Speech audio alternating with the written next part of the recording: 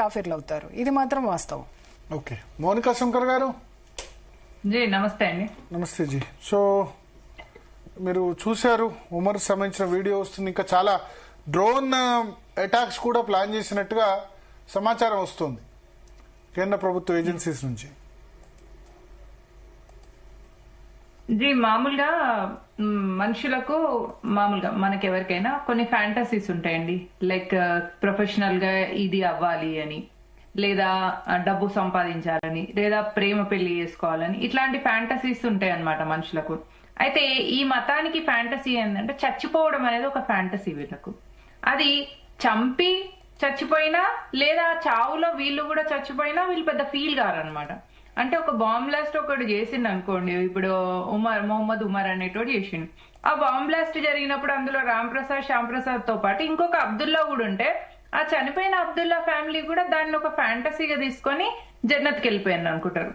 So death fantasy అనేది ఈ ప్రపంచంలో ఏ మత సిద్ధాంతంలో లేదు, కానీ ఈ మత సిద్ధాంతంలో ఉన్నది. అందుకే వీళ్ళు టెర్రరిస్టులు అవ్వడానికి ఉత్సాహంగా ఉంటారు అనమాట. చిన్నప్పటి నుంచి వెళ్ళి కూడా మనం చావుని గొప్పగా స్వీకరించాలి. చావుని అంటే బ్రతకడం వీళ్ళకు ఫ్యాంటసీ కాదు, చావడం వీళ్ళకు ఫ్యాంటసీ అనమాట.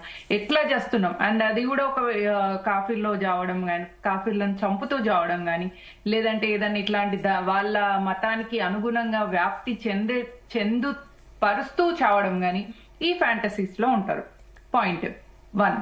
పాయింట్ 2 ఏంటంటే, ఈ ఎడారి మతాలకు సింగిల్ లైఫ్ ఉంటది. పునర్జన్మ అనే కాన్సెప్ట్ ఉండకపోవడం వల్ల వీళ్ళు ఏమనుకుంటారంటే పునర్జన్మ లేదు, పైగా ఆ మతాన్ని స్వీకరించినంత మాత్రాన్నే వాళ్ళు స్వర్గానికి వెళ్ళిపోతారు.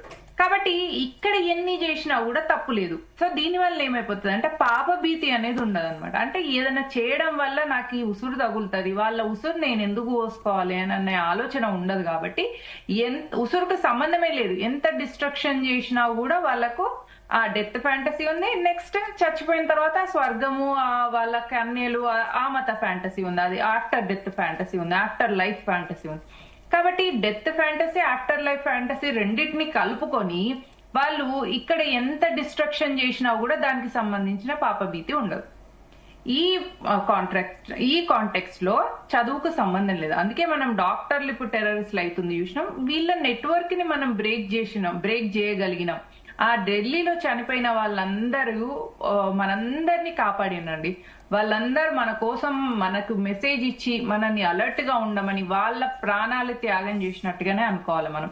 వాళ్ళందరూ మన కోసం వాళ్ళ ప్రాణాన్ని త్యాగం చేసి మనల్ని అలర్ట్ గా, అవేక్ గా వీళ్ళ నిజస్వరూపాన్ని తెలుసుకునేలాగా చేసిండ్రు అనేది నా ఒపీనియన్.